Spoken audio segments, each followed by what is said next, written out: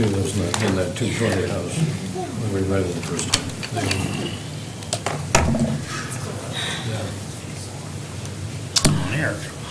Good evening and welcome to the August 8th Albany City Council meeting.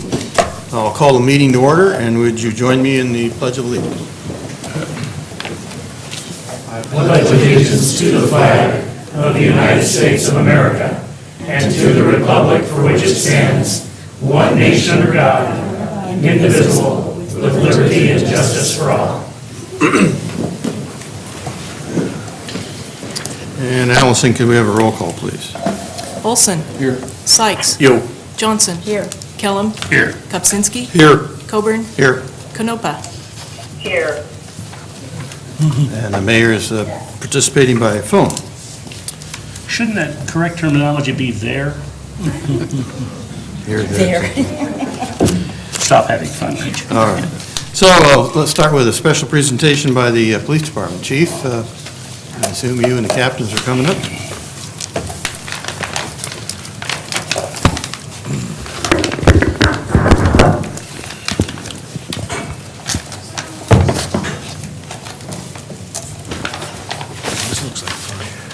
Good evening, mayors on the phone and city council and members of the public, and thank you for being here tonight.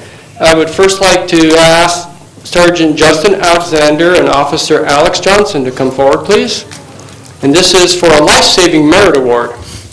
On April 26th at 1 p.m., Sergeant Alexander and Officer Johnson responded to a report of a male standing on the Lion Street Bridge who appeared to be preparing to jump from the bridge into the Willamette River.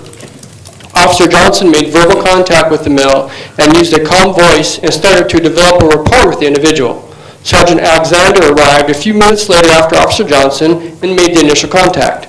The individual was intoxicated and emotional. The individual was upset with recent legal issues and stated on numerous occasions that his intent was to jump from the bridge to kill himself. Some of the male's direct quotes were, "I am here to jump, and that's what I'm going to do." His intent was to kill himself, and he was in the position to do so as he was standing on the outside of the safety railing of the bridge. Sergeant Alexander and Officer Johnson worked in tandem communicating with the individual. Together they continued to speak with the male in even, calm voices. After approximately 49 minutes from the initial contact, the male's voice changed, and it was obvious that he was finally made the decision to jump. The male faced the river and leaned forward, making deliberate preparations to jump, and said, "I'm going." Taking notice to this change in demeanor and action, Sergeant Alexander acted quickly and grabbed the individual around the upper torso, putting his own life at risk, and began to pull the individual back over the railing. Officer Johnson followed Sergeant Alexander and helped pull the individual to safety. During this tense situation, both Sergeant Alexander and Officer Johnson acted professionally in a situation that demanded immediate action to prevent the death of the individual. Their response and calculated plan on that day saved the life. Their actions represent excellence through service and demonstrate the highest values of law enforcement and are worthy of the Life-Saving Merit Award. Congratulations.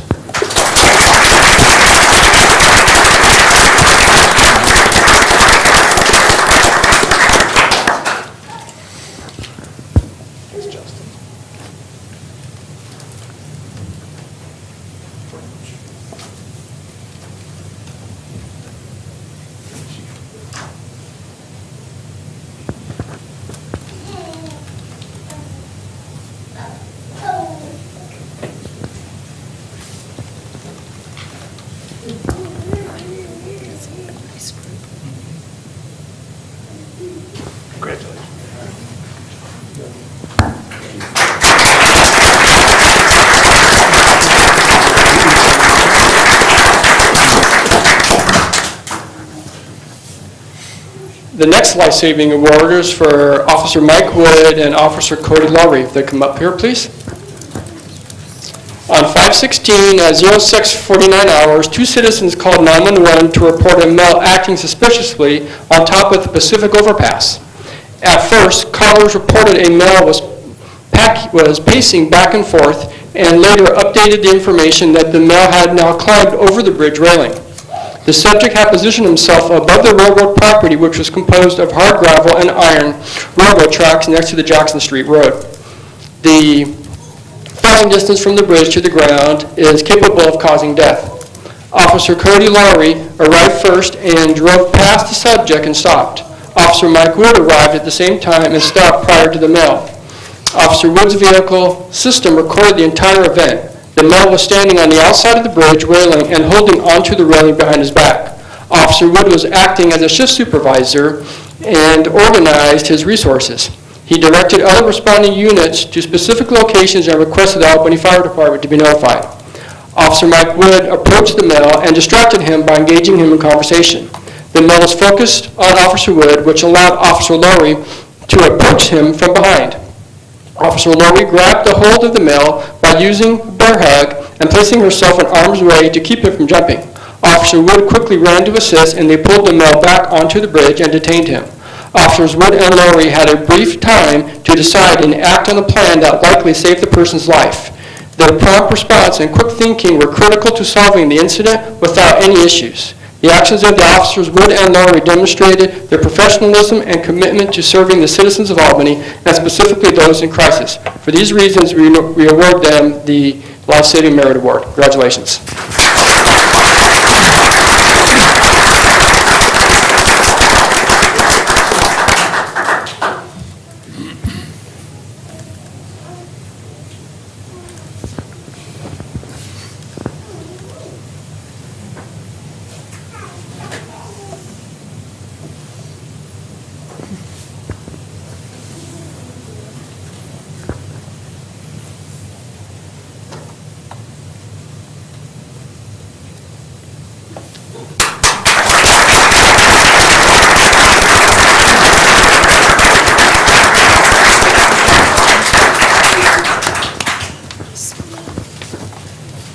We dealt with it.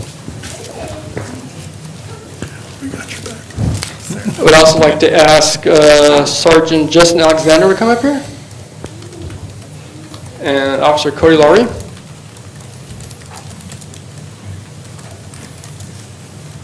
Do you have the stuff? What's that? Okay. And then can I also ask Sandy Taylor to come up for us, please? In appreciation for sharing your talent by hand crocheting 65 thin blue line blankets for our Albany Police Department sworn officers. Your efforts during an entire year to make these blankets will be cherished by our own officers and their families for many years to come. We very much appreciate your time and effort and support to our sworn staff. Thank you. For this reason, we are giving you our Coin Award. Congratulations.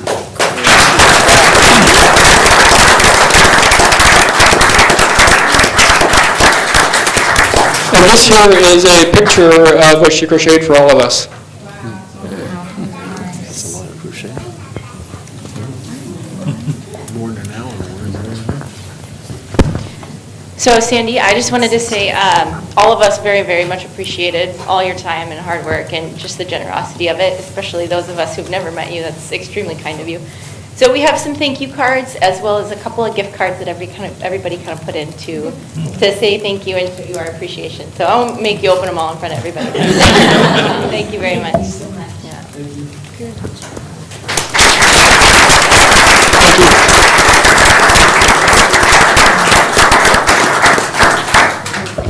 Thank you, Chief. Again, just another example of the great work that the police force does and community effort on the part of the blankets made. It was interesting to me that in both cases, officers put their lives on the line to save others, so that's pretty amazing. Okay, under scheduled business, we have a couple of public hearings. So I have a script to read, so bear with me.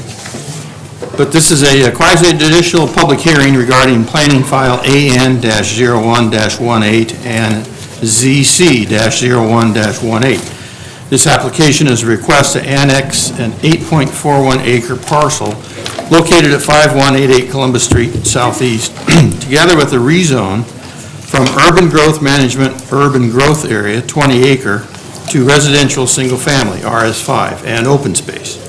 The property owner is Mennonite Services Northwest, represented by Dan Watson. I guess. I didn't see Dan. Maybe somebody's here from K&D. I guess we'll find out. So with that, I'll call the hearing to order. If you wish to testify, please sign in at the table over by the city clerk. Do any members wish to declare a conflict of interest? Do any members wish to report an ex parte contact? Do any members wish to report a site visit? Do any members wish to abstain from participating in the proceedings? Does anyone wish to challenge the participation of any council member in this hearing and decision? For those wishing to testify, please be aware that you must raise an issue with enough detail to afford the council and parties an opportunity to respond to the issue if you later want to raise that issue on appeal to the Land Use Board of Appeals. Testimony and evidence must be directed towards the approval standards staff will describe or other criteria in the comprehensive plan or development code which you believe to apply to the decision. If additional documents or evidence are provided by any party, the City Council may allow continuance or leave the record open to allow the parties a reasonable opportunity to respond. And at this time, I'll call for the staff report. David? Hello, David Martineau, lead current planner for the City of Albany. This annexation request is a request to annex 8.41 acres of land located at 5188 Columbus Street Southeast, together with a request to apply the RS5 single-family zone and open space zone to the property. The property is currently located within the urban growth area and is contiguous to the city limits on 3 sides, the west side, north, and east side. And the property abuts Columbus Street to the east. The applicant is Dave Detweiler with Mennonite Services Northwest, represented by Dan Watson of K&D Engineering. So the map on the left shows that the property is designated as urban residential reserve in the comprehensive plan, as well as a little piece of open space also in the plan. The map on the right shows that the property is bordered by RS 6.5 zoning and is located across the street from medium density residential zoning. That's that area in orange over there. So there's annexation criteria contained in the development code, and there's 4 of them. And each of these will be addressed in the staff report. And I have copies over by our front table here if anybody doesn't have one would like a set of the annexation review criteria. The application, or rather the applicant applied to amend the zoning designation of the property as well. This request was evaluated against zoning map amendment review criteria also in the development code. A copy of both sets of review criteria should be provided in your packets, and then again, the paper copies are available near the public entrance. So on the property itself, there's an existing single-family dwelling, a double-wide manufactured home, and several agricultural outbuildings. According to the annexation map submitted with the application, the existing residence and other structures will be removed.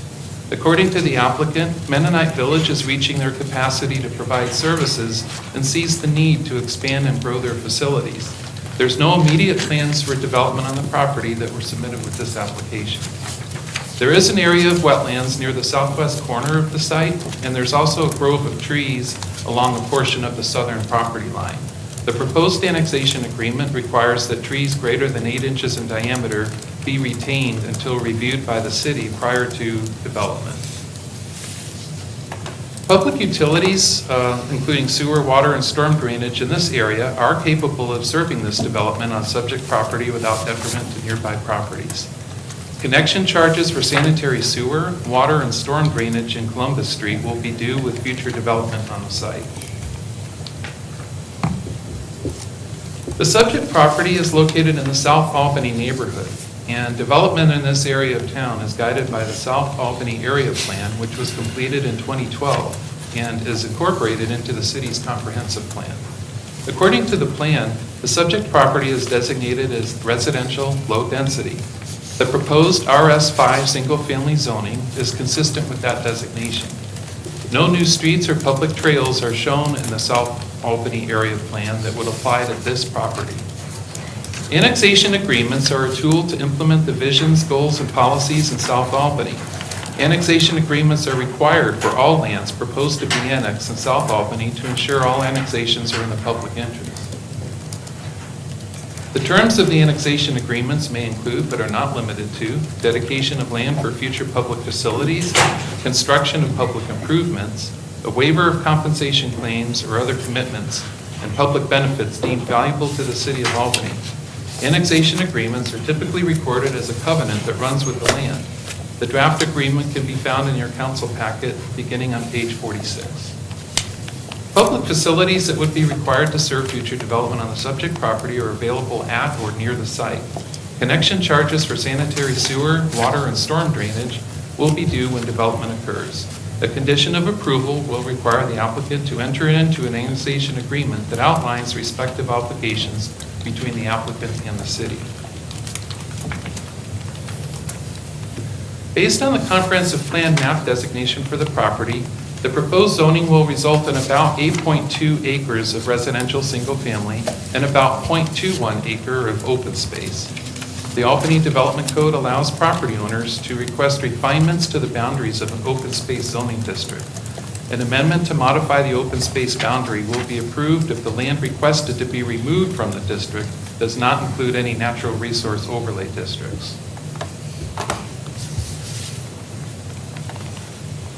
Notice of the public hearing, both at the Planning Commission and City Council, regarding this application were mailed to property owners within 300 feet of the property on June 25th. The staff report and exhibits were posted on the city's website since July 9th.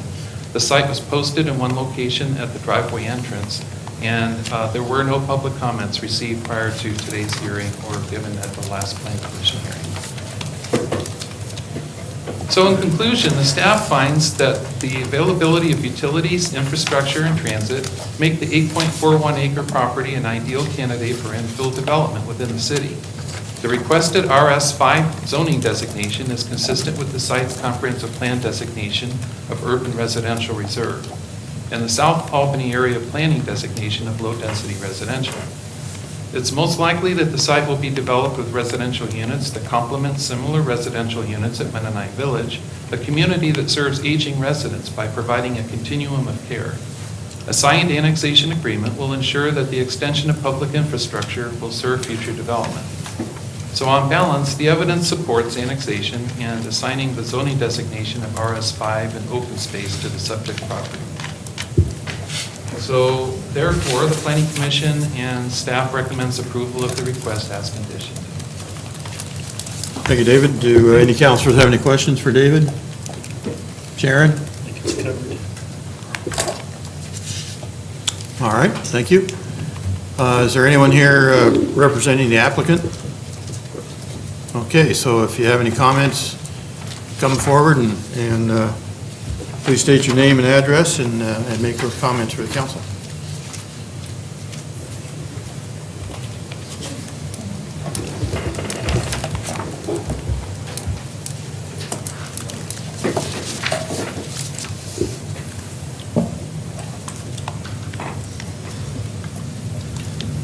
My name is Dave Detweiler, 2027 36th Avenue Southeast in Albany.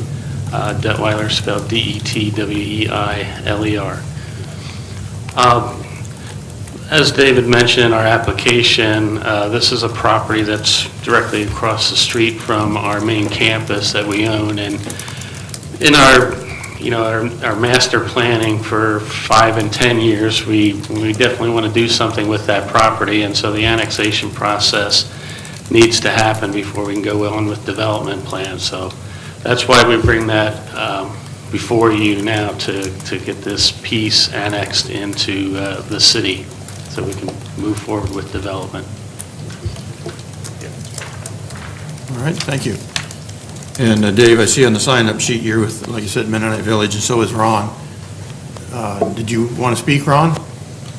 Nope? Thank you for your consideration. Okay, very good. So we'll now take public testimony. Is there anyone that wishes to speak to this matter, either for or against?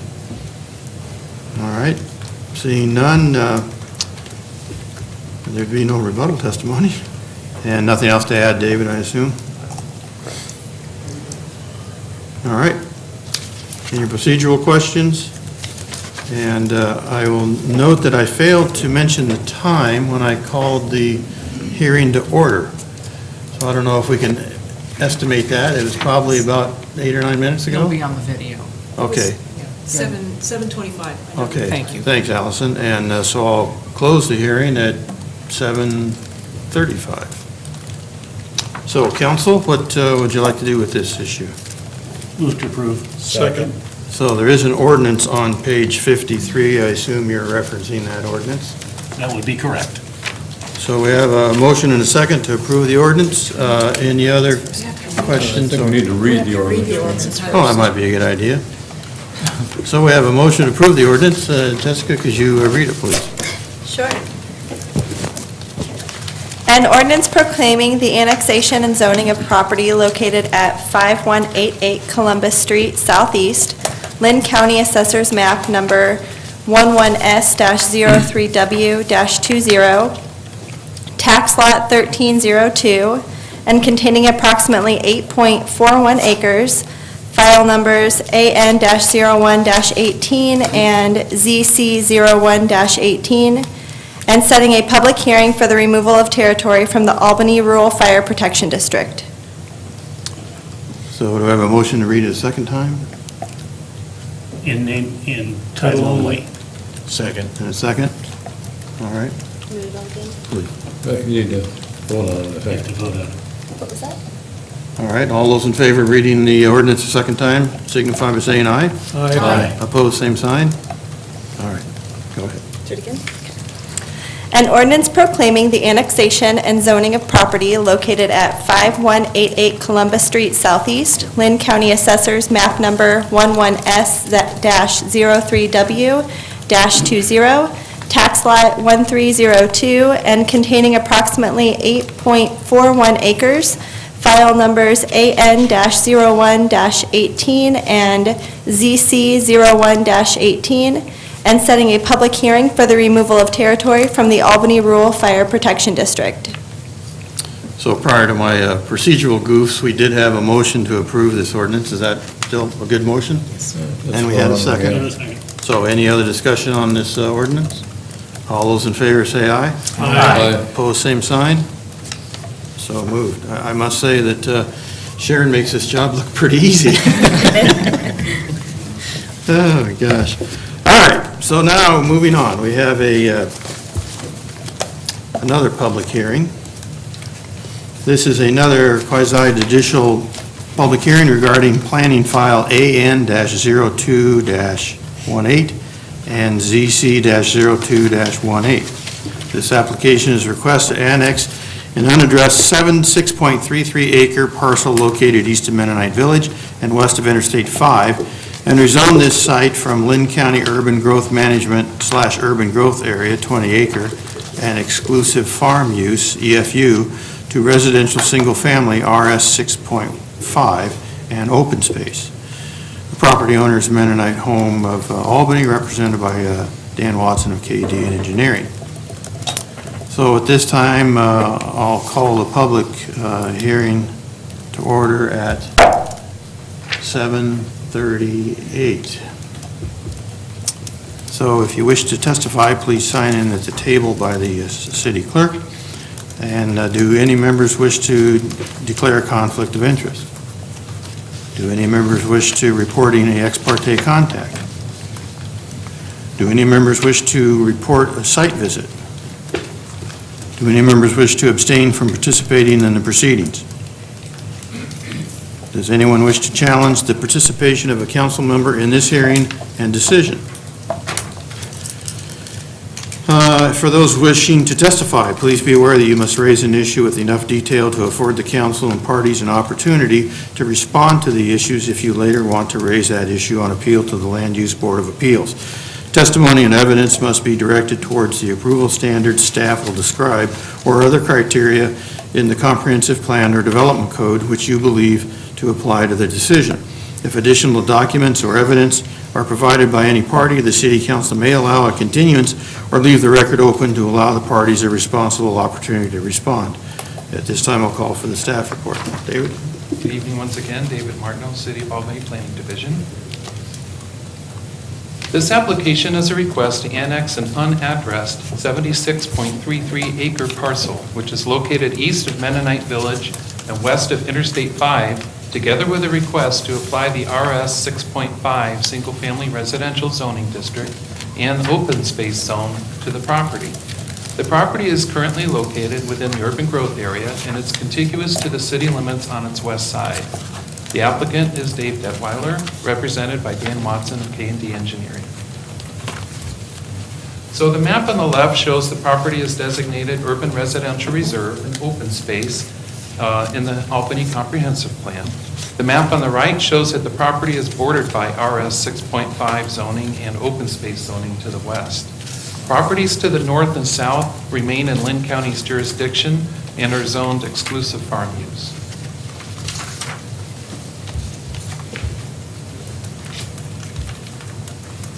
So again, there's 4 review criteria that apply to annexations, and each of these are addressed in the staff report. And then again, we have the zoning amendment criteria that apply to amending the zoning designation of the property. And this request was evaluated against the zoning map amendment review criteria, both sets of which are available by the front door here. So the property is presently undeveloped. According to the applicant, Mennonite Village, again, is reaching their capacity to provide services and sees the need to expand and grow their facilities. No immediate plans for development are being proposed. The current comprehensive plan designation on about 36 acres of the subject property is urban residential reserve. The rest is designated open space. The proposed RS 6.5 and open space zoning is consistent with the comprehensive plan designations for the site. The remaining land, about 40 acres, is designated as open space according to the comprehensive plan due to the presence of locally significant and non-significant wetlands, riparian areas, and floodplains on the southern and western sides of the property. So according to the plan designation zoning matrix table found in the development code, the only compatible zoning designation for land designated open space is open space zoning. Therefore, open space zoning will be applied to the part of the property that lies within the open space plan designation. Public utilities in this area are capable of serving the development on the subject property without detriment to nearby properties. Trunk lines for water and storm drainage will be needed under the railroad tracks to provide for future service to the undeveloped property to the north. These utility lines will likely be requirements of future development on the subject property. The property is also subject to an assessment for the Columbus Street lift station.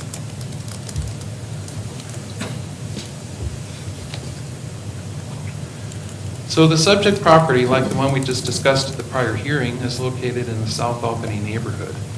And so the guidance in the South Albany area plan tell us that the subject property is designated as residential low density. So the proposed RS 6.5 zoning is consistent with that designation.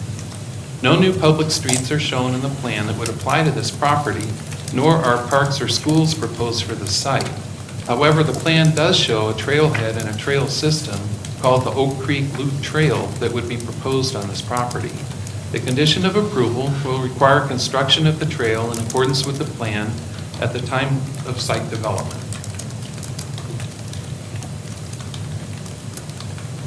As I mentioned earlier, the property contains wetlands that are shown on the city's significant wetlands and waterways overlay. The location of these natural resource areas does not precisely correspond to the comprehensive plan designation of open space area on the property. So future development in this area will require a delineation to establish the boundary of the wetlands and their associated riparian areas. And that will determine where the open space boundary will ultimately be set.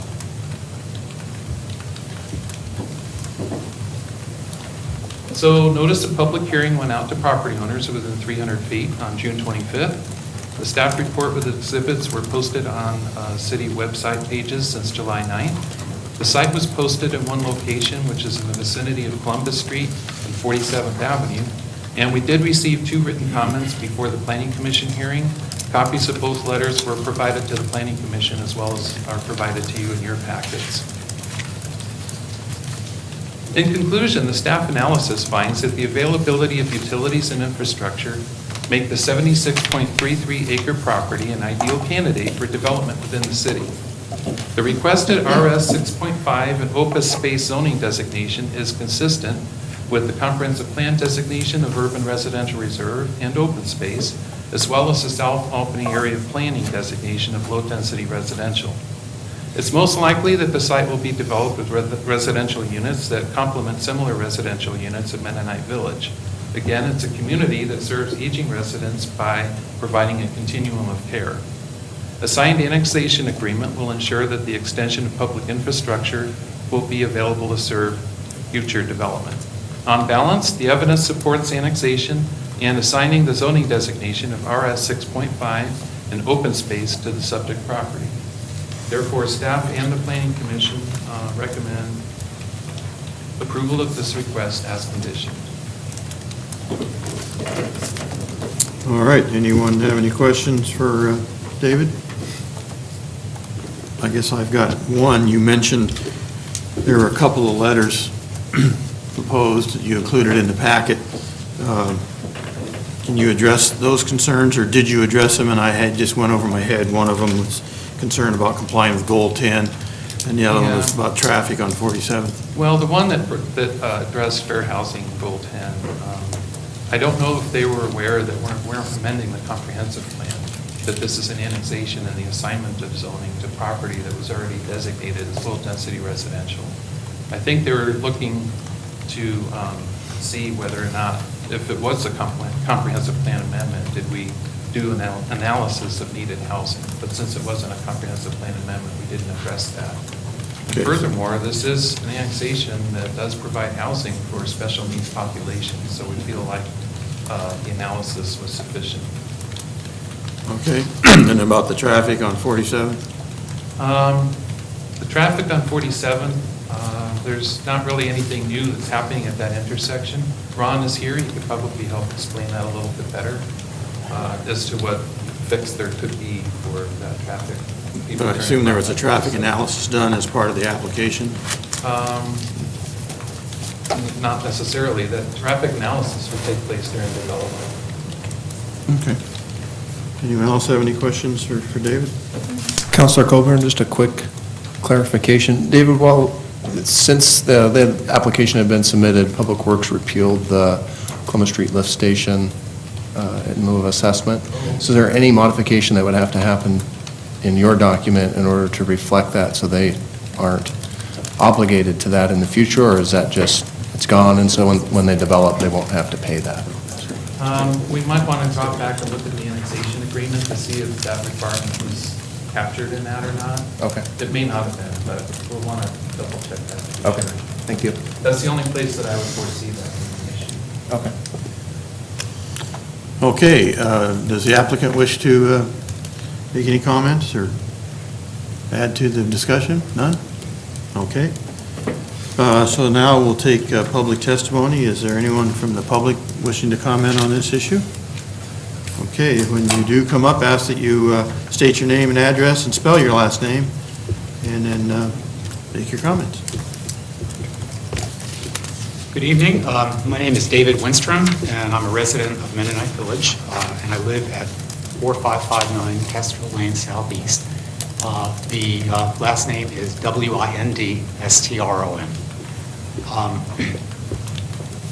I was not aware of the letter that was presented regarding traffic on 47th Avenue, but that is exactly why I'm here tonight. And the fact that there was no traffic planning analysis done so far leads right into my concerns. I do want to thank the City Council for the opportunity to speak tonight on behalf of and in consultation with some of my neighbors in the community. I ask for your patience. I'm not used to this process, and quite frankly, I'm a bit nervous, so I'm going to read the rest of what we put together here. I am here to represent a concern of a number of these residents currently living near construction areas, and particularly residents living near 47th Avenue. These residents are not opposed to the annexation, which is why I checked the other box on the form, but did want to express their concerns. It was recently stated informally that the envisioned development of the proposed annexation area may involve up to 300 new homes. This would clearly be an ambitious use of the land and one that appears to create population density that is much higher than has been the case in the past for Mennonite Village. The complexity of the planning for such a development demands thoughtful consideration of the impact to current residents if the historical quality of living in Mennonite Village is to be preserved. It is reasonable for residents to wonder if the planning for the annexation area will proceed in a thorough fashion, for example, with traffic analyses, that takes into account maintenance and infrastructure support once the development is completed. Residents feel there is a need for more transparency and more involvement of and input from current residents whose lives and lifetime investments will potentially be affected. As primary financial supporters and investors in the community as a whole, they deserve to be respected and involved in the process. While we understand that the city will not involve itself in Mennonite Village internal decisions, do I still have, that affect residents, we are hoping the City of Albany will provide oversight of transportation planning, particularly with respect to safety, evacuation access, emergency traffic, and density of traffic.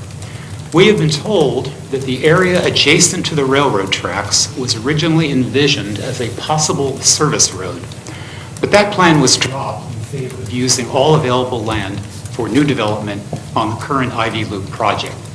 By the way, I am new to Mennonite Village as of the past year, so this is all information that's been provided to me by other residents. I wasn't here for all of this.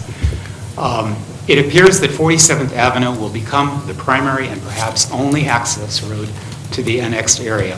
If that's not the case, we don't have that information, and we would love to get it.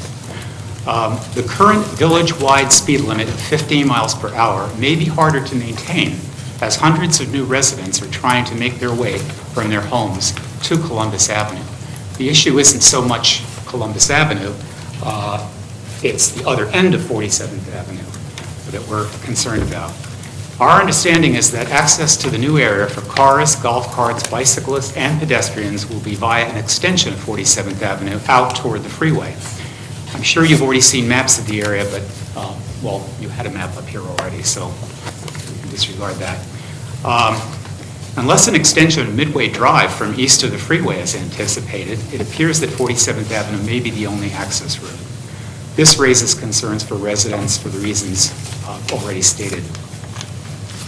In closing, we would like to suggest a longer notification period to the community when meetings such as this one are planned. Our concerns would have been raised at the recent Planning Commission meeting, but notification for non-resident neighbors of the Mennonite Village occurred just prior to the meeting, though I understand from tonight's slides it's apparently within the legal limit. I'm not aware of what the regulations are. It seemed to us that it was fairly quick. And except for a brief comment in a village council meeting, Mennonite Village residents were not aware of the meetings. We would like to humbly suggest that reasonable public notification of future meetings relevant to the development of this land be conscientiously adopted so that an open exchange can occur among the various interested parties in the community, and that those parties will have reasonable time to prepare for those conversations. On behalf of my neighbors as well as myself, I thank you very much for listening. So I think that's the question I brought up with David when I asked if there was a traffic analysis, and as he explained, this is just a rezoning, and a traffic analysis would come along with a development plan, is that correct? Correct. And so I think at that point, not only would your input be valuable, but they'll take into account one in and one out and see if there's a better solution or whatever. We're probably getting way ahead of ourselves there, but Right. I think there will be an opportunity in the future for you to have that input. Great, yeah, and I realize that some of what I've presented here tonight is more appropriate for future development planning, but given the way things have been rushed lately, we just felt like we needed to have a voice and put these ideas out in front of you all. Sure. So, appreciate it. Appreciate you coming in. Thank you. I got a question for the planner. When the time comes to look at the plan, will people, like, I didn't catch your last name? Dave Winstrom. Winstrom? Winstrom. Okay. Will he be notified? Or is it just going to be 300 feet from the property? And that's going to just be the... Well, that's an important question to ask. Yeah. You know, the property Mennonite Village is its own planned development. Yeah. And But I think it They affects do people take care of- besides Mennonite Village. I think the question would be, how does Mennonite Village advertise this to your residents over there? Again, Dave Detweiler, Detweiler, 2027 36th Avenue. To address some of David Winstrom's concerns, notification from the city does not go to each of our residents because they don't own a tax lot, so to speak, so notification comes to Mennonite Village. However, we have talked about it at our village council for months about the annexation of these two parcels coming into play. And I did give the dates of both the Planning Commission hearing and of this hearing at our village council, and that goes into our newsletter and the minutes of that. So there has been communication and notification.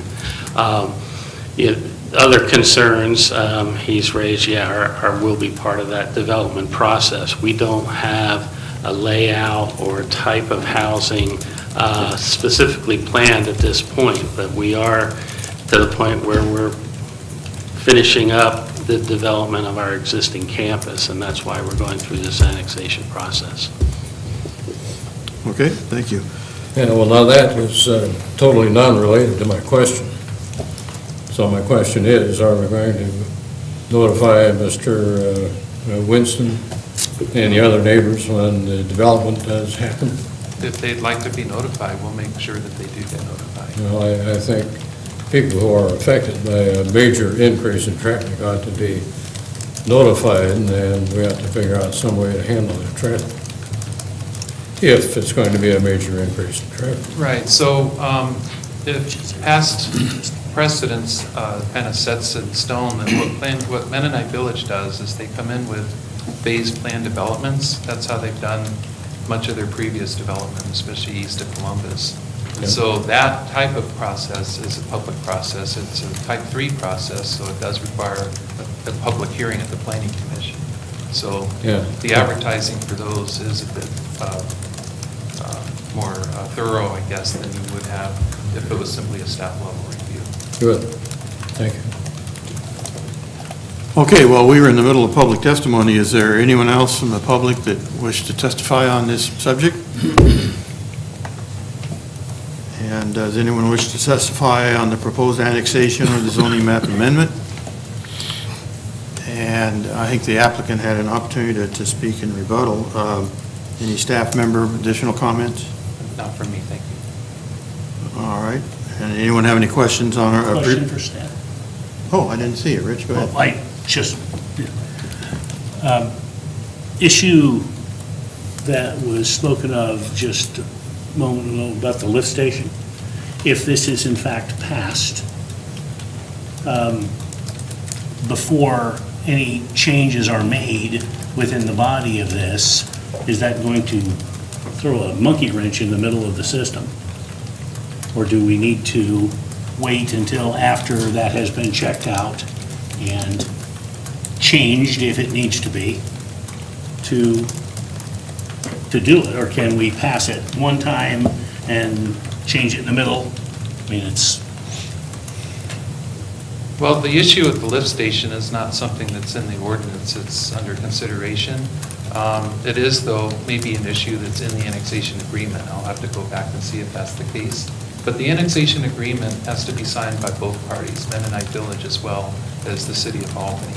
And so that's the opportunity, I think, that we could make sure that what the city is entering into is the correct and current agreement. Just so we're not putting a monkey wrench into it this time. Okay, thank you. Okay, well, with that, I'll close the public hearing then at 8 o'clock. And there's an ordinance on page 112. What would the council like to do with that? Read the ordinance. Read it. All right. Does that take a vote or not? We need a motion and a I second don't to think read it the is. ordinance. All right, so there's a motion and a second to read the ordinance. All in favor, say aye. Aye. Opposed, same sign. Go ahead. An ordinance proclaiming the annexation and zoning of property located south of the Albany and Eastern Railroad and west of Interstate 5. Lynn County Assessors Map Number 11S-03W-21, Tax Lot 502, and containing approximately 76.33 acres. File numbers AN-02-18 and ZC-02-18, and setting a public hearing for the removal of territory from the Albany Rural Fire Protection District. Move to read it a second time in title only. Second. There's a motion and a second to read the ordinance a second time in title only. All in favor, say aye. Aye. Opposed, same sign. An ordinance proclaiming the annexation and zoning of property located south of the Albany and Eastern Railroad and west of Interstate 5. Lynn County Assessors Map Number 11S-03W-21, Tax Lot 502, and containing approximately 76.33 acres. File numbers AN-02-18 and ZC-02-18, and setting a public hearing for the removal of territory from the Albany Rural Fire Protection District. Move to adopt the ordinance. Second. There's a motion and a second to adopt the ordinance. Is there any discussion? All those in favor say aye. Aye. Opposed, same sign. So moved. And I need to read a statement which I failed to read after the previous ordinance was read. But the quasi-judicial decision of the City Council may be appealed to the Land Use Board of Appeals by filing a notice of intent to appeal not later than 21 days after the decision becomes final. Within 5 working days following the adoption of an amendment or new land use regulation, the director shall forward to the Department of Land Conservation and Development a copy of the adopted text and findings and notify the department of any substantial changes which may have occurred in the proposal since the previous notification to the department. And so, if it's possible, we'll have that same language applied retroactive, or should I go back and, I think one reading is plenty. is that okay? Should work. I'm getting head nods that maybe we're okay. All right. You're okay. So next then is Transportation System Development Charge Methodology. And it looks like Ron is rising to, Counselor Coburn, while Ron's walking up, if Mr. Winstrom would like to learn more about how transportation impacts will be considered in future development proposals, we can take his number and contact him and explain that to him if you would like, or you can stick around when Ron's done here. Ron can talk with him. very good. Evening, Ron. Good evening. To our favorite subject, huh? My favorite subject. Ron Irish with the Public Works Department. So the public hearing tonight is for modification of the project list to Albany's Transportation System Plan, or TSP. The modification is to project L19C. That's an extension of Somerset Avenue from its intersection with Timber Ridge Road northeast about 950 feet. So the modification that's being proposed is to change the estimated cost of the project. On the current TSP, the estimated cost of that project is $1.17 million. That's in 2010 dollars, as are the rest of the TSP projects on that list. The proposed change is to reduce that number to $625,000. So the reason for the reduction is that there has been a recent bid to construct that project that is in line with the $625,000. So we're reducing the project cost down to what it actually is going to cost. There's no change to the amount of STC, or Transportation System Development Funds, aimed at construction of the project. That will remain the same. And so the only change really is to the project cost estimate. The reason behind that change all goes to how much credit is available for construction of that road, how much STC credit. And when a developer constructs a TSP project, there's a 2-part test. It's you can offer no more credit than the total amount of SDC funds aimed at the project, or the percentage of project cost, actual project cost, that's shown in the TSP based on the amount of funding we show and the cost estimate. And in this particular case, because our cost estimate in the TSP is so much higher than the actual cost, that percentage is very low, and that affects the amount of credit that we can offer for construction of the road. So that's the reason for the change. If you have further questions, I can try to answer. And this was the issue we discussed during the work session on Monday, correct? It is the issue we discussed in some more detail at the work session. There's quite a bit of history behind it involving property transfers and sales agreements between the city, developers to the north, the school district. It's quite a complicated negotiation to arrive at project cost, and this SDC reimbursement and credit was all kind of wrapped up in that. Okay. Any questions for Ron or anyone else? There is a resolution on page 118. Move to adopt the resolution. Second. A motion and second to adopt the resolution. Any other questions? All in favor, say aye. Aye. Opposed, same sign. So moved. So then, Ron, what about the revising the SDCs for impacts? We had 2 items there. I have a separate resolution for that. Mayor, well, that was a public hearing. No. Yeah, you look at the last whereas on page 118. Council President, the So mayor this points is- out that this is a public hearing, so we need to follow the procedures to close it. Take testimony and close it. All right, well, I guess I didn't recognize it as that. Pretty So, thoroughly hidden there. So apparently that was a public hearing. So what would you like to do at this point? Open the hearing and close the hearing? All right, well, why don't we say that we opened the hearing at about Didn't you open at 8:04? 8:05, and we've had testimony from staff. And was there anyone from the public that wished to comment on this issue? Thank you, All right, Mayor. so I guess we'll close the public hearing at 8:08. Thank you. And we've already voted, so. I think we've already approved it. We've already approved it. All right, so now, I guess, do we have a second public hearing on the transportation SDCs? I don't believe it's the second public hearing. I just believe there is one public hearing for the 2 resolutions. All right. So with that, there's a resolution on page 140. Move to approve. Second. There's a motion and a second to approve the resolution. Any other discussion? All those in favor say aye. Aye. Opposed, same sign. Okay. Well, we're now at business from the public. Anyone from the public that's got hands all over? Yes, ma'am, I saw your hand first.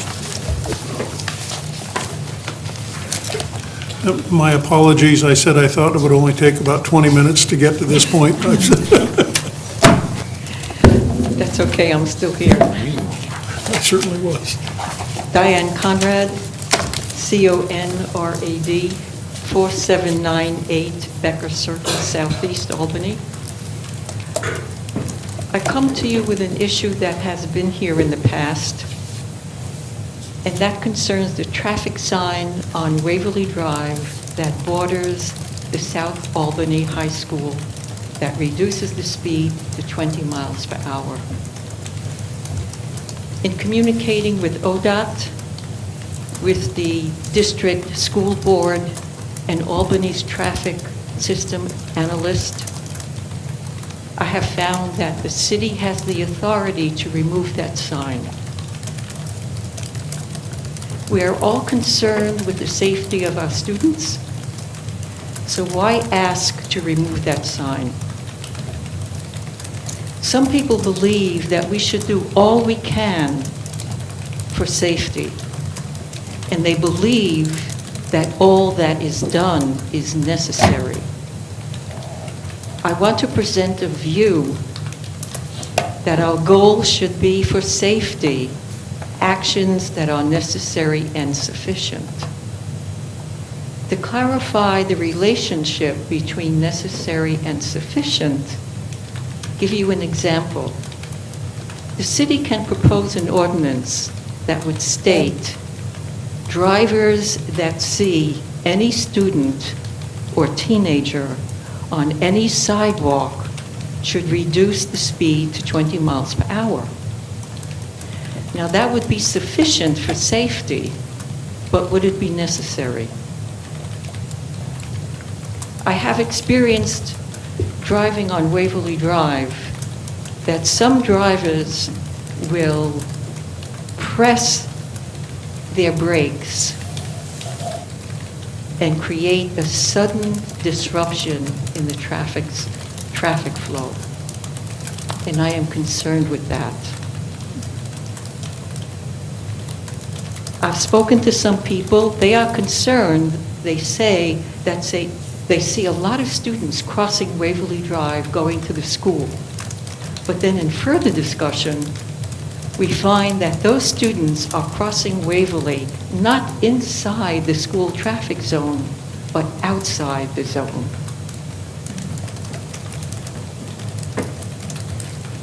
I think we have to be aware that there is only one cross street inside the school traffic zone that requires crossing Waverly Drive, and that's Mountain View.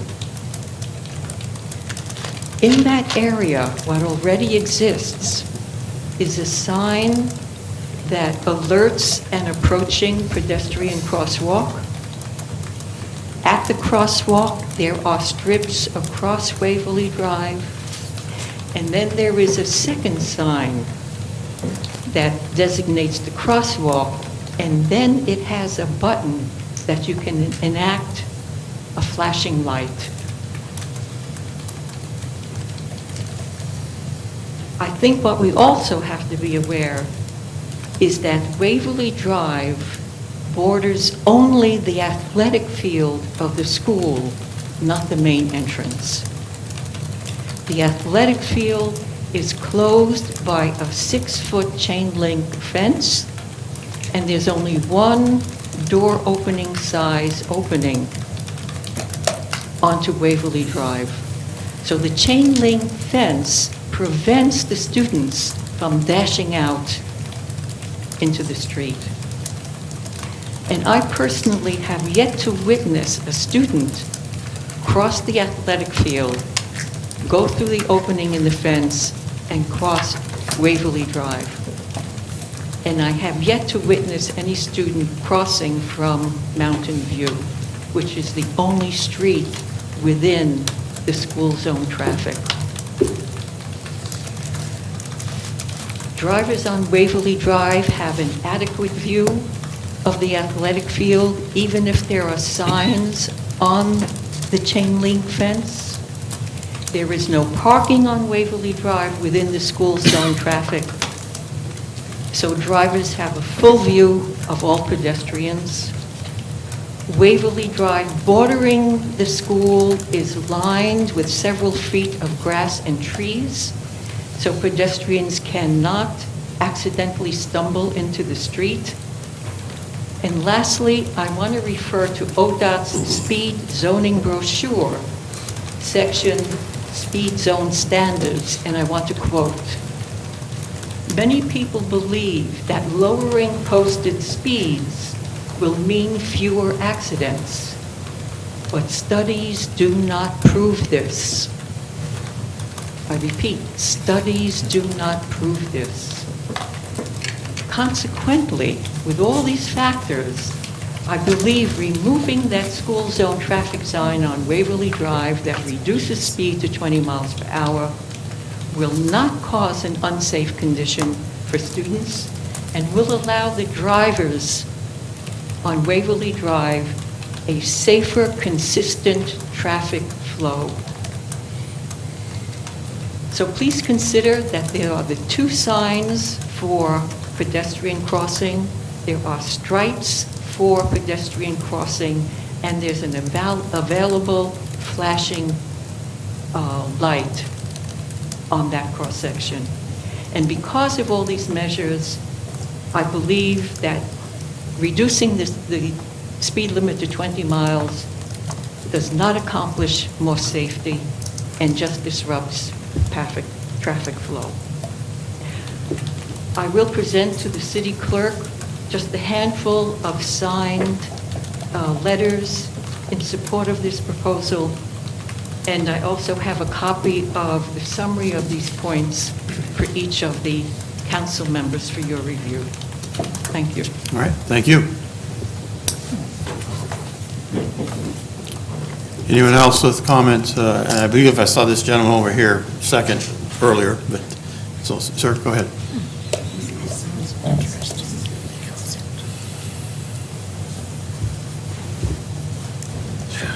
Good evening. I'm John Robinson, R-O-B-I-N-S-O-N. I reside at 2500 Del Rio Court Southeast in South Albany. I want to take a few minutes. I'm an Albany general contractor. I'm involved in remodeling and building for the past 12 years now. And I wanted to talk a few minutes about ADUs, accessory dwelling units. The entire building trade community is busy right now. I'm sure everybody's aware of that. There's a shortage of skilled workers. People are just slammed. I know there was a previous public hearing on this matter that was back in June, but that wasn't even on my radar because I was busy. It just flew by me. So since the mayor's veto, this thing has kind of come on my radar, and I have interest in ADUs. Since that time, I have spoken to Bob Richardson down here and got some clarification, also offered some input of mine. And additionally, I did take time and I called and spoke with the mayors as well. Part of the issue that I want to bring up is there's a document from the Oregon Department of Land Conservation, and that document was put out to cities to offer guidance on implementing the Senate Bill 1051 with regard to ADUs.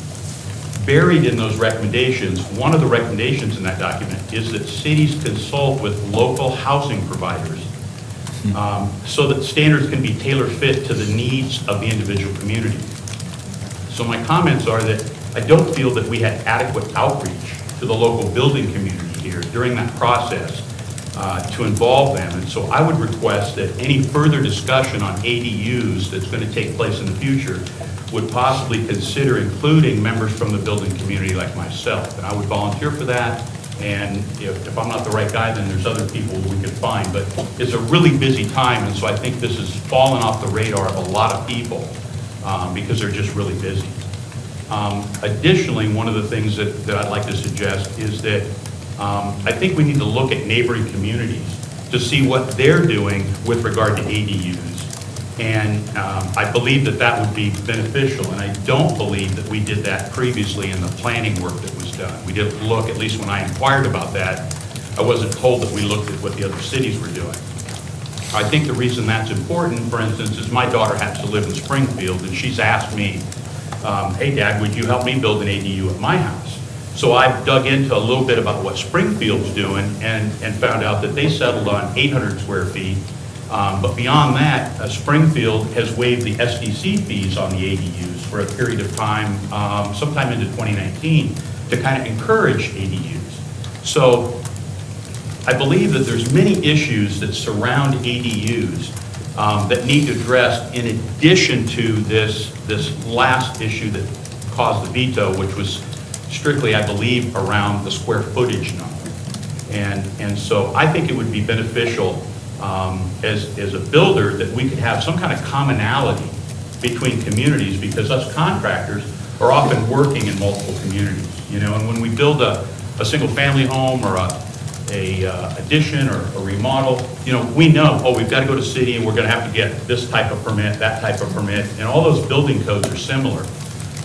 What I'm saying is it would be helpful if there was some kind of commonality, so that if I go to Corvallis or I get called to Lebanon for an ADU, that there's some baseline of commonality. And so that's what I'm suggesting. So to close, I'm just saying that I would appreciate if myself or others from the building community could become involved in future discussions on ADUs. And I believe there's some additional things around ADUs that we can address at the same time while implementing this state requirement. I don't believe this is all about just a size issue. And so I didn't want to see the size issue get resolved, and then these other issues are still kind of out there lurking. And so really, that's all I'm requesting, is some additional input at whatever time that has to come up again that you have to address. Sure, and to update you, we've kind of come full circle to where the whole process will start all over again. Correct. So there's going to be a new public hearing, and I guess just... Yeah, well, I'm thinking something beyond a public hearing, that would involve local builders that would be before that, to iron out some of this stuff. There's things in the code right now, and I don't want to get into them all, but, recently I saw a pole building going up in Albany, and I thought, hey, I didn't think we could put pole buildings. And so I called, and then I found out, well, if it's under 750 square feet, they can put up whatever they want. So there's a pole building going up in the backyard. And it's like, that's visually offensive to some people, If it was over 750 square feet, then there would be some standards that would have to be met as far as what that shop structure looked like, see? Well, it's the same thing with ADUs. There's some zoning in the property where they don't care what the ADU looks like. There's other zoning for other properties where they care what the ADU looks like. So if we're going to have these ADUs throughout the whole city, for the whole property, then some of that needs to be dealt with. It doesn't make sense to me that we're going to say, well, this ADU on this zoning at 750 square feet, it has to have brick because it has to match the front of the house. It has to be painted pink because the house is pink, yada, yada, yada. But then we've got a pole building over here that sticks out like a sore thumb. And we got people getting upset about an ADU, So there needs to be some stuff that is all, it's like this, it's all interwoven. And just to say, solve this problem with the square footage is not going to solve these other issues that people are going to deal with. I've been asked before as a contractor to look into building ADUs for people. We haven't. It's extremely, I think, expensive. And all these regulations are different from city to city. And so one of my goals is to look at, hey, can we come together with some kind of a plan and we can get the cost reduced on an ADU such that people that need them for granny flats or that want to rent them out or have their college kid live there and not live in the house, rent it later for some income, that they can do that affordable. Because if none of this is affordable, then there's not a problem. And when I inquired about, permits, like, well, how many permits have been taken out for ADUs in Albany? Nobody knows, because it wasn't a stat that anybody kept track of. So these are some of the issues I think need to be dealt with that are kind of larger issues than just settling on 800 square feet, 750, 900 square feet. So that's what I want to bring up to the council. Thank you. Thanks, John. Sir, you were next? Yes, I agree.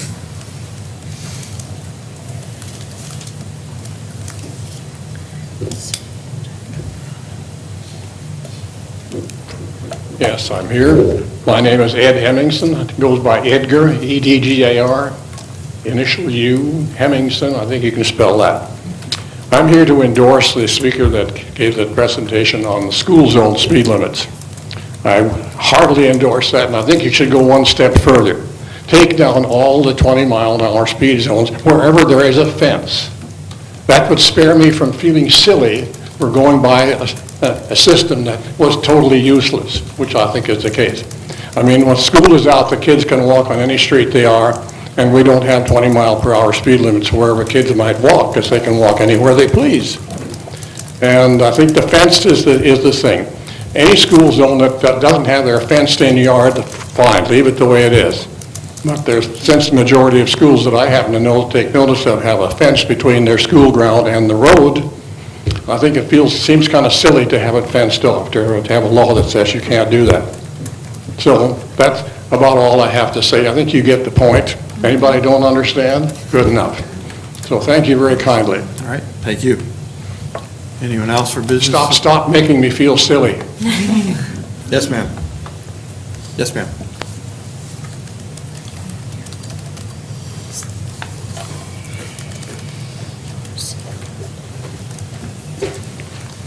Good evening. I'm Marcy Howard, Howard. I live at 1040 Southwest 9th Avenue here in Albany. I am also hoping to speak to the issue of ADUs, even though they are not on tonight's agenda. I know that they're going to be a topic of discussion with you all very soon. So thank you for hearing my voice. I believe that my family and I could be the poster child for ADUs. My son owns 1.7 acres within the city where we hope to be able to live soon. My husband is disabled. Last year, I retired in order to be home and care for him, and we are lucky enough that our son and granddaughters want us close. Currently, on his property, he could build a pole barn, he could build a large barn, have several outbuildings, he could raise a horse, or goats, or chickens, but he cannot have 900 square feet for his parents. In our specific circumstance, we hope to have a small one-story house, share a driveway with our son, and park any vehicle that we own entirely on our own property, making zero impact on the parking issues that the city has. The concerns of the council members that are proper concerns over overbearing vehicles, overbearing structures, or too many vehicles on the street have nothing to do with us. But we have no avenue open to us to proceed. I wrote a letter tonight for each of you, and there is a list there. Speaking to the gentleman who was up just a couple of moments ago, many of our neighbor cities, Salem, Kaiser, Woodburn, Dallas, Wilsonville, and Corvallis all have a 900 square foot limit on their ADUs. McMinnville allows 1,000 square feet for their ADUs,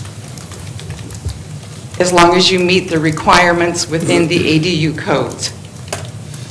In Corvallis, they have kept records of their ADUs, and since 1996, there have been 45 ADUs built. That's an average of 2 a year. So even if the worst fears of the mayor were parking nightmares, if the worst fears came true, that would put 4 vehicles a year on the city streets of Albany. And I don't believe that is a hardship in any way. And I will say again, in my specific case, we will put 0 cars on the street. I would like to ask each of you for just a moment to think of what it would be like to live in 750 square feet. 900 square feet is not that much more, but it would make a significant on the impact in our lives. It would make for a better standard of living, which I think is or should be the goal of every city government. So as you are making your decisions, I ask you to consider helping us to find a pathway to stay and to thrive in this community. Thank you very much. Thank you. Thank you. Anyone else for business from the public? All right, next then is I'll establish some additional employees at the fire department. And it looks like Chief Bradner's coming up to address that.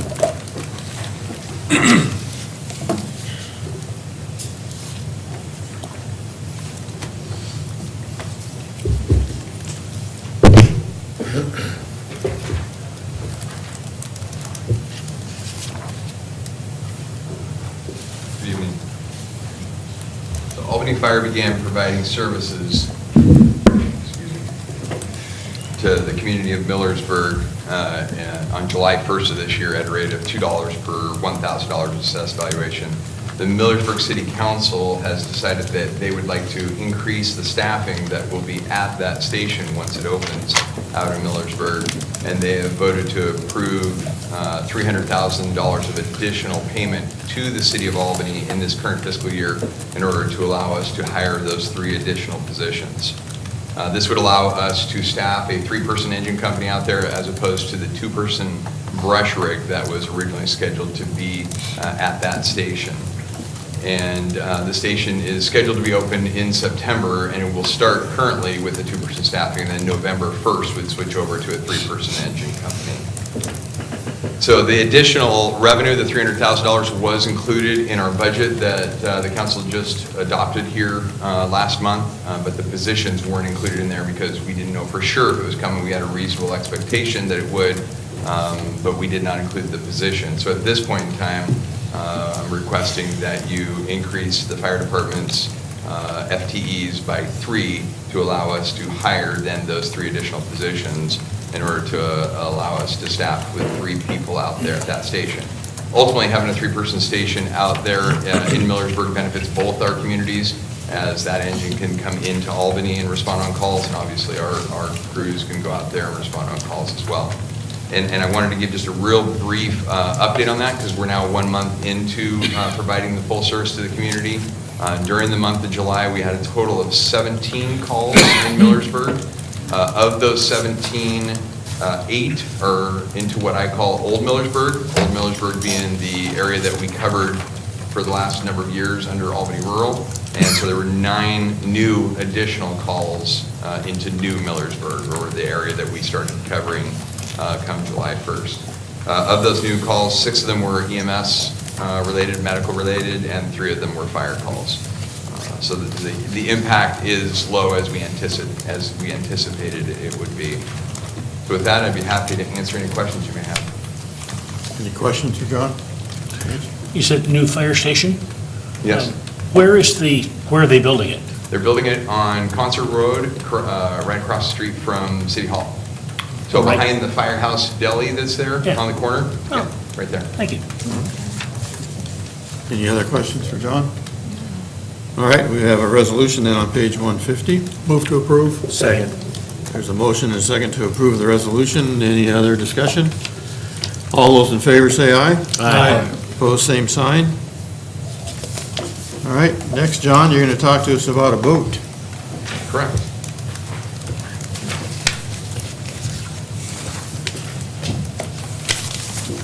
All right, well, the next 2 items on the agenda, if it's okay with the council, I'm going to talk about together since they both are interconnected. There are 2 separate resolutions with that, but they both relate to fire department watercraft, of which I'm speaking about currently. So in addition to responding to fires and medical emergencies, the Albany Fire Department has 3 specialty teams that allow us to respond on different incidents besides those just fire and medical emergencies. One is our hazardous materials team, another is our technical rescue team, and the last is our water rescue team.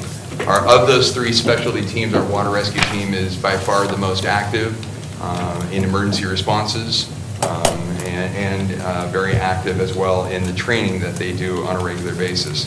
At various times throughout the year, this team has responded on numerous water rescue calls during flooding events and has rescued many a trapped swimmer on one of the local waterways who was caught on a strainer of tree branches and roots hanging on for their life. Most recently, this past Sunday, our boat and our water rescue team went out on the Sandy Am River and assisted Jefferson Fire with a water rescue of 2 individuals that were caught hanging on to some branches for their life, and ultimately assisted with safely getting them to shore. Water rescues are some of the most dangerous situations that our personnel are involved with, and over the years our personnel have saved numerous lives with the equipment and training that we currently have. An example of that was in January 2012 when during that specific month, where our water rescue team with their equipment training and experience directly saved 3 lives over a 10-day period in water rescues that occurred during a high water event in Albany. So the water rescue team has evaluated our current equipment and identified opportunities to improve the level of service that we currently provide. Current equipment, purchased in part by Albany Rural Fire Protection District, replace the original boats that were purchased by the department back in 1982 when our water rescue team started.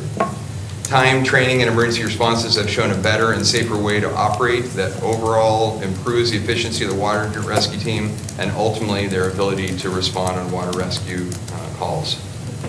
The Albany Rural Fire Protection District has budgeted for and approved paying for all of the rescue watercraft purchased before you, or requested to be purchased before you this evening. The roughly $250,000 to cover the cost of these purchases is coming from their equipment replacement funds and is in addition to the $2 per thousand rate that they currently are paying to the city. So this is money above and beyond that they've set aside for this purpose. The first request before you is to purchase or is to authorize the use of the contract-specific special procurement process, waiving competitive bidding to purchase a Woolridge boat with removable side gunnels that will greatly assist with the rescue of a victim from the water.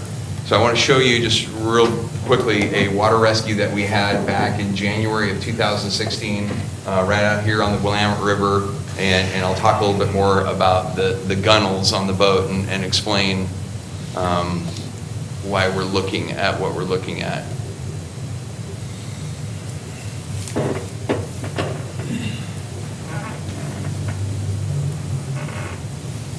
This is from the Democrat Herald's website. I apologize for that. I didn't realize that there would be a commercial. Skip that. Skip now. Skip ad. There we go. These are two of our water rescue members, Lieutenant John Zimmerman and paramedic Clifton Boer. We were called for a woman that went in the Calapooya River and then ultimately ended up in the Willamette. This is just before the bridges.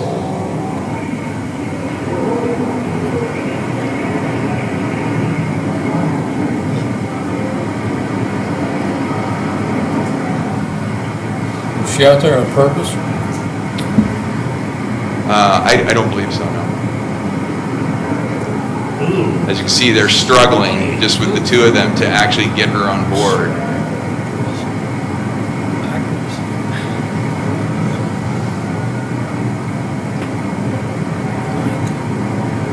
And ultimately are able to perform the rescue.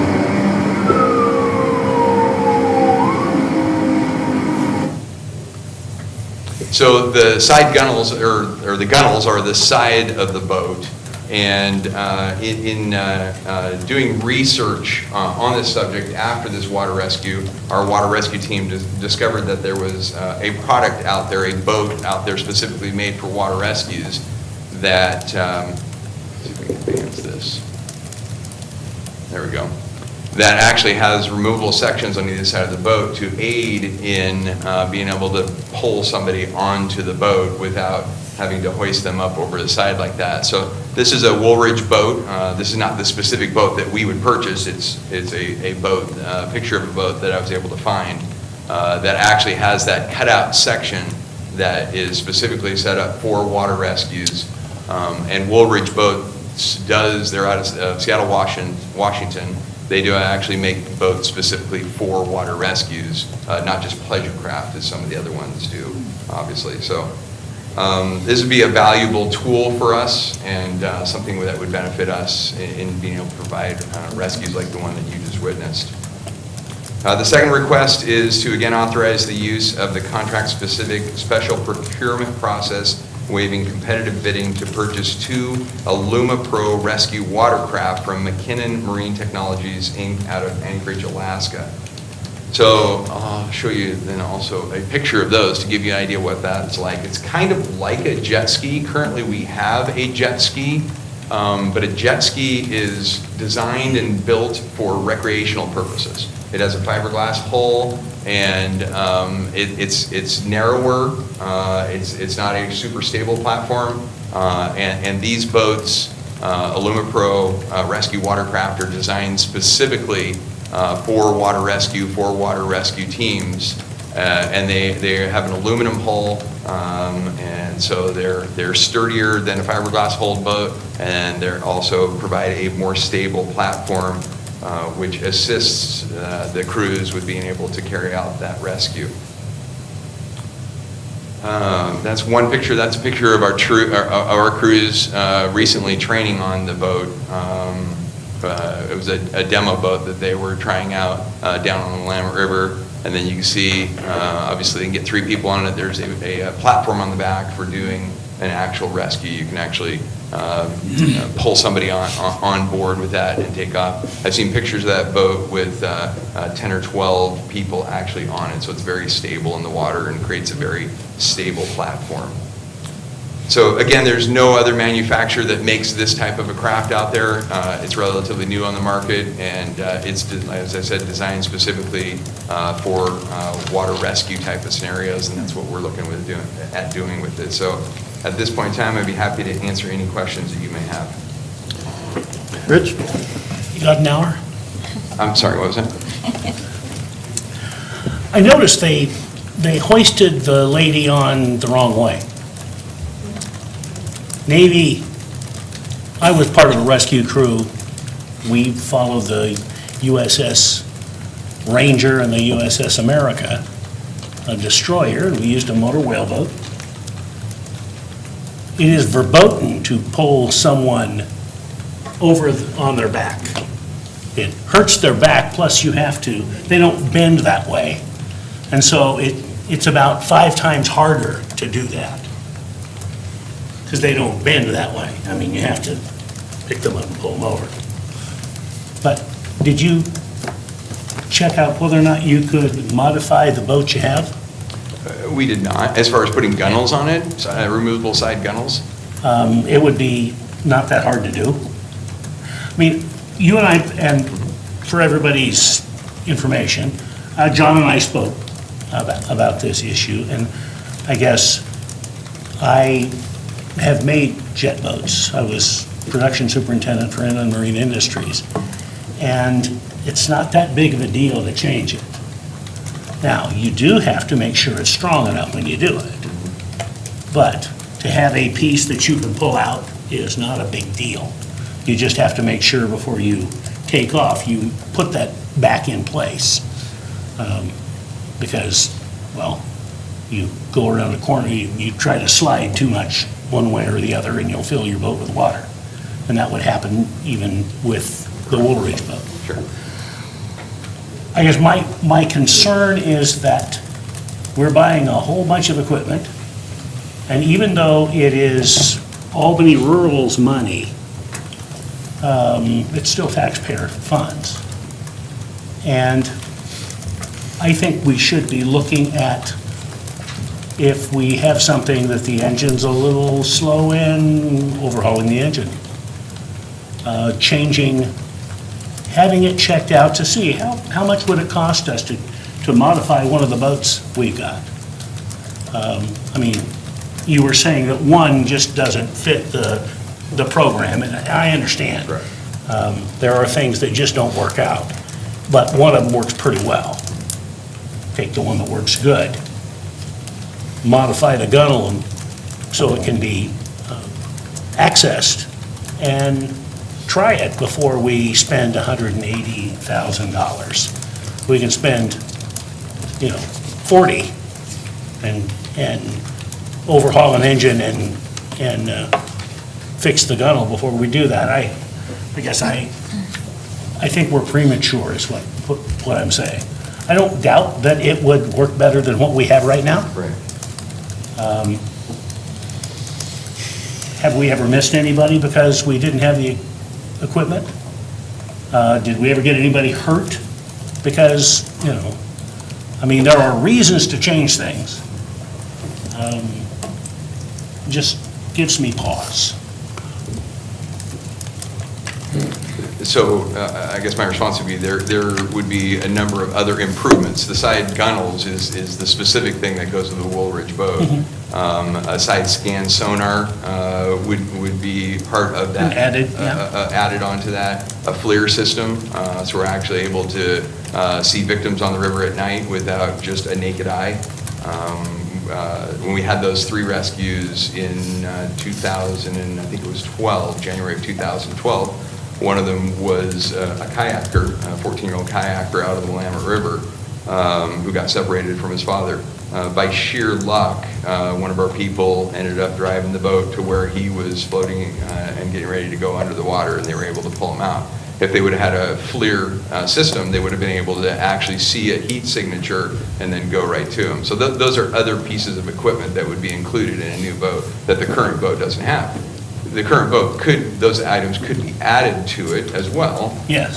But ultimately, you get to a point where, does it make more sense to? My point, Chief, is that I think we need to investigate what it would cost, how good we could make it prior to throwing money at it. And I think from the outside looking in, I mean, and I realize I look at things differently than other people do, because, you know, it doesn't work the way it is. You change it and you modify it, and you know, that's just part of my being. That's why I'm still in business. But I just think we ought to do the investigation. Right. Well, since Rich brought it up, I'll play devil's advocate with him just a little bit, and you can jump in anytime you wish. I suppose we could also try and improve and replace engines and for police vehicles, fire engines, stuff like that, and keep running the used vehicle down. We're improving them by adding and fixing more parts, but with a brand new one, you also acquire a brand new warranty, which I don't think is something you just dismiss out of hand. So I have no problems voting for this. And of course, then again, there are literally thousands of cities and counties and governments that do replace engines, and it's not like, you know, we're on kind of one end here. The other item that I would say to dovetail with what you said there is that Albany Rural is allowing us to take the proceeds from the sale of our current equipment, which we believe there's some value to that, and then to apply that back toward our equipment replacement fund. And they haven't requested those funds to come back to them to help offset the cost. Then we get to turn that money around and assist us with purchasing ambulances, engines, whatever. So we believe. So they also see a value in doing this? Correct. Yeah. All right, any other questions for John or discussion? So we have two resolutions. One of them's on page 154 for the Woolridge boat. Entertain a motion on that. I'll move for the adoption of the resolution. Second. There's adoption and there's a motion and a second for adoption of the resolution regarding the Woolridge boat. Any other discussion? All in favor, say aye. Aye. Opposed, same sign? Aye. Okay, I get 5-1 then. $100,000. And then we've got another resolution on page 159 for procurement of the Pro Loom, I think is what it's called. Lumen Pro. Right, Lumen Pro. Move to approve. The jet ski boat? Correct. I'll move for the adoption of the resolution. Is there a second? Does that have an inboard motor on? Yes. Is there a second on that motion? Yes. And our old aluminum one, that's outboard motors on? Of the jet ski? No, the one that we're presently using, that old aluminum. We have two. Oh, we have two, yes. One of them is the outboard North Albany one. All right, so we have a motion and a second for approval of resolution. Any other further discussion? All those in favor say aye. Aye. Opposed, same sign. Aye. Again, that'd be 5-1. All right. Thank you, John. Thank you. I guess next is a 15-foot wide utility easement. That was added to the agenda. Hopefully you saw the modified agenda or revised agenda on the dais. It also came along with a resolution. So who on staff is tackling that? This is the easement that was spoken about Monday's work session, so this is... Handed out a map Monday night Yes, as well? sir. Yep. That's on page 167 of the handout. Very good. Okay, so any questions for staff on this issue or resolution? Entertain a motion. So moved. Second. So I've got a motion and a second. Catch those? Okay. Any other discussion? All those in favor, say aye. Aye. And opposed, same sign. All right. So moved. Next is a consent calendar. Entertain a motion to adopt the consent calendar, unless there's any items you want to pull off. Move to approve the consent calendar. Second? Motion second to approve the consent calendar. All in favor, say aye. Aye. Opposed, same sign. And next is business from council. So Bessie, we'll start on your end. Nothing. Dick? No. Ray? I'm sorry, Rich? Close. You really get us confused? Actually, I do. This morning, I got a phone call. I look up, and I see it's from Bratton International. On my caller ID, people I know. I answer the phone, and it is a sales call from Doofus Outfit trying to get me to change my visa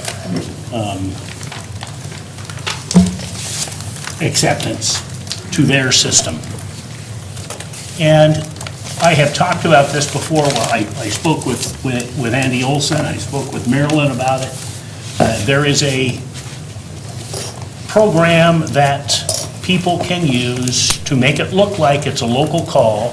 So when you look at your caller ID, it looks, oh, gee, I want to answer that phone. Not, it doesn't say Doofus trying to sell me something I don't want. When it occurred to me, how do you stop this? And it has, because when that happens, it just ticks you off. You've been taken advantage of. So what I've decided I'm going to do is, when they say, I would like to talk to the person in charge of the Visa account or of the this or that, and I say, yes, that's me.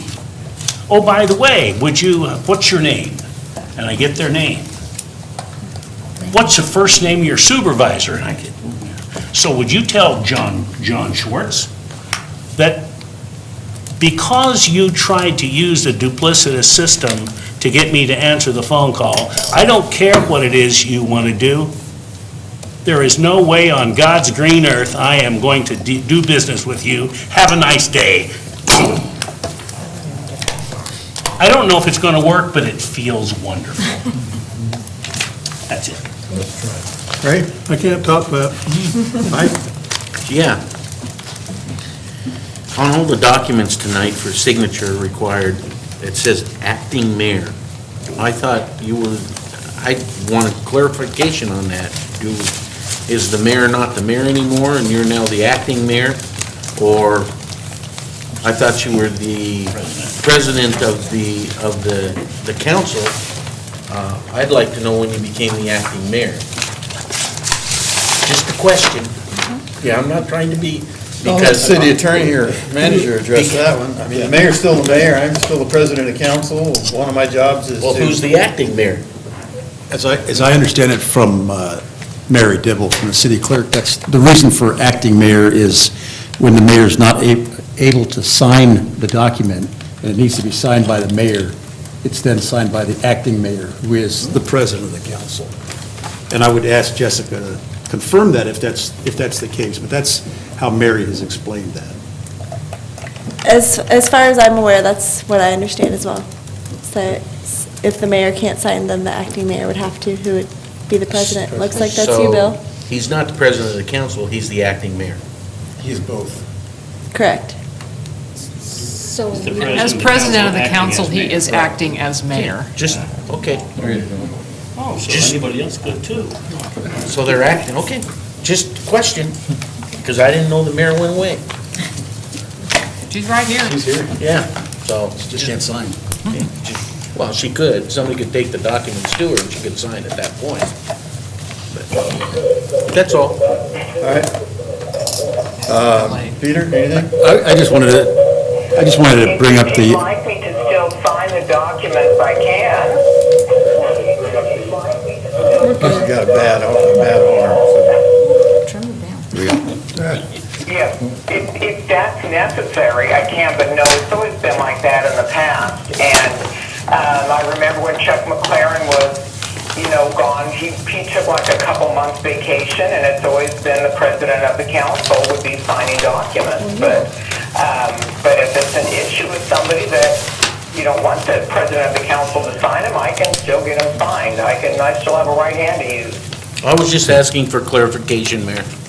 Okay. I think we had it clarified. And the only thing I was going to bring up is the public employees blood drive on Monday. So as we've said a couple times in the past, there's a big need for blood donations in the summer months. So Monday is an opportunity to contribute in that way. Okay, anything else from staff? Can I ask a question? Sure. I should have thought of it when you came by, but is our street sweeper out of commission, Marilyn? Mr. Irish? I haven't seen it. Not that I've heard. I didn't see it last month, and I'm wondering if we're going to see it this month. I'll find out. I can ask Chris to give you a call. I don't have any interaction with that, so I can't answer your question. Okay. We do have a CARA meeting next Wednesday, the 15th, and then council work session August 20th, and another city council meeting August 22nd. With that, we're adjourned.